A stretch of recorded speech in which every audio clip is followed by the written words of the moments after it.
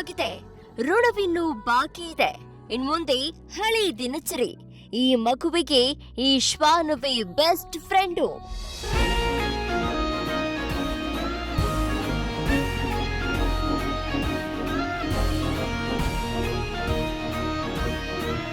ಮರೆತರೂ ಮರೆಯಲಾಗದ ನಂಟಿದು.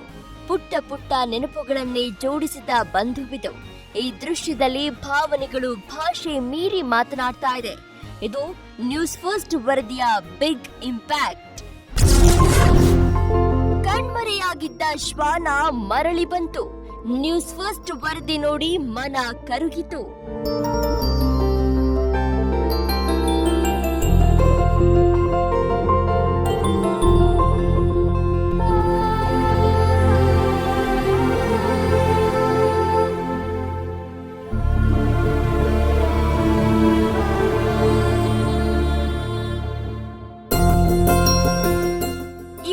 ಮಗುವಿಗೆ ಸಹಪಾಠಿಯಾಗಿ ಮಗುವನ್ನೇ ಹಿಂಬಾಲಿಸಿ ಆಟವಾಡ್ತಾ ಇದ್ದ ಮುದ್ದು ಶ್ವಾನ.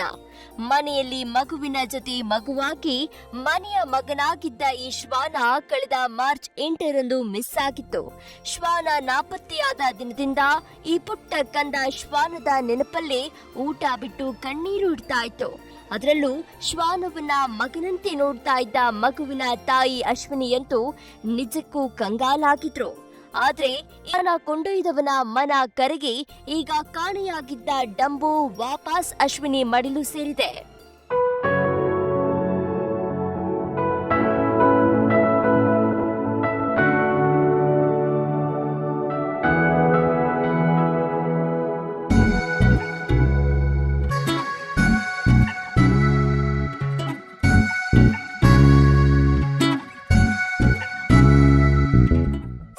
ಮರಿ ಇದ್ದಾಗಿನಿಂದಲೂ ಬೆಂಗಳೂರಿನಲ್ಲಿರುವ ಅಶೋಕ್ ಕುಟುಂಬ ಡಂಬುವನ್ನ ಸಾಕಿ ಬೆಳೆಸಿದ್ರು. ಒಂದ್ ರೀತಿ ಮನೆ ಮಗನಂತೆ ಡಂಬು ಶ್ವಾನದ ಜೊತೆ ಅಟ್ಯಾಚ್ಮೆಂಟ್ ಬೆಳೆಸಿಕೊಂಡಿದ್ರು. ಮನೆ ಮಕ್ಕಳಷ್ಟೇ ಪ್ರೀತಿ ಕೂಡ ಮಾಡ್ತಾ ಇದ್ರು. ಆದ್ರೆ ಮನೆ ಮಗನಂತಿದ್ದ ಡಂಬು ಶ್ವಾನ ನಾಪತ್ತೆಯಾಗಿರೋದು ಇಡೀ ಕುಟುಂಬಕ್ಕೆ ದೊಡ್ಡ ಶಾಕ್ ನೀಡಿತ್ತು. ಮಾತು ಬಾರದ ಮೂಕ ಪ್ರಾಣಿ ಎಲ್ಲಿದೆಯೋ, ಏನ್ ಮಾಡ್ತಾ ಇದೆಯೋ ಅಂತ ಕುಟುಂಬ ದಿಗ್ಭ್ರಾಂತವಾಗಿತ್ತು. ಬೆಳಗ್ಗೆ ಇದ್ರೆ ಸಾಕು ಶ್ವಾನದ ಜೊತೆ ಚಿನ್ನಾಟವಾಡ್ಕೊಂಡು ಖುಷಿ ಪಡ್ತಾ ಇದ್ದ 1 ವರ್ಷದ ಕಂದಮ್ಮನಂತೂ ಶ್ವಾನ ನಾಪತ್ತೆಯಾದ ದಿನದಿಂದ ನಿತ್ಯವೂ ಕಣ್ಣೀರು ಹಾಕ್ತಾ ಇತ್ತು. ಈಗ ವ್ಯಕ್ತಿಯೊಬ್ಬ ಶ್ವಾನವನ್ನ ಆಟೋ ಡ್ರೈವರ್ ಒಬ್ಬರಿಗೆ ಕೊಟ್ಟಿದ್ದ. ಆಟೋ ಡ್ರೈವರ್ ಮಾರ್ಚ್ 17ರ ತನಕ ಶ್ವಾನವನ್ನ ಇಟ್ಟುಕೊಂಡಿದ್ರು. ಮಾರ್ಚ್ 18ರಂದು ಬ್ರೀಡರ್ ಬಳಿ ಶ್ವಾನ ಸೇರಿದೆ. ಮಾರ್ಚ್ 19ರ ನೈಟ್ ಶ್ವಾನ ಸಿಕ್ಕಿದವರ ಬಗ್ಗೆ ಮಾಹಿತಿ ಸಿಕ್ಕಿದೆ. ಮಾರ್ಚ್ 20ರಂದು ಡಂಬು ಮರಳಿ ಮನೆ ಸೇರಿದೆ.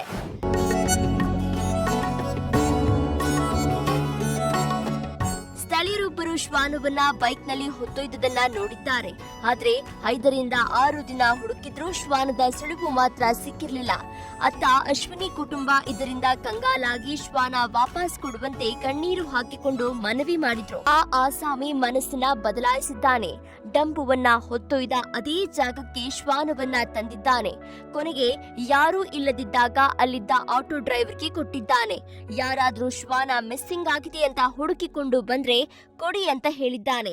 ಆದ್ರೆ ಆಟೋ ಡ್ರೈವರ್ಗೆ ಯಾರು ಸಿಗದಿದ್ದಾಗ ಶ್ವಾನವನ್ನ ಮನೆಗೆ ತೆಗೆದುಕೊಂಡು ಹೋಗಿದ್ದಾರೆ. ಬಳಿಕ ಸ್ಥಳೀಯರು ನಂಬರ್ ಪಡೆದುಕೊಂಡು ವಾಟ್ಸ್ಆಪ್ ಗ್ರೂಪ್ ಕ್ರಿಯೇಟ್ ಮಾಡಿದ್ದಾರೆ. ಅದರಲ್ಲಿ ಸ್ಥಳೀಯರೊಬ್ಬರು ಯಾರೋ ಶ್ವಾನದ ಬಗ್ಗೆ ಗ್ರೂಪ್ನಲ್ಲಿ ಮಾಹಿತಿ ಹಂಚಿಕೊಂಡಾಗ ಅಶ್ವಿನಿಯವರಿಗೆ ಡಂಬು ಬಗ್ಗೆ ಗೊತ್ತಾಗಿದೆ.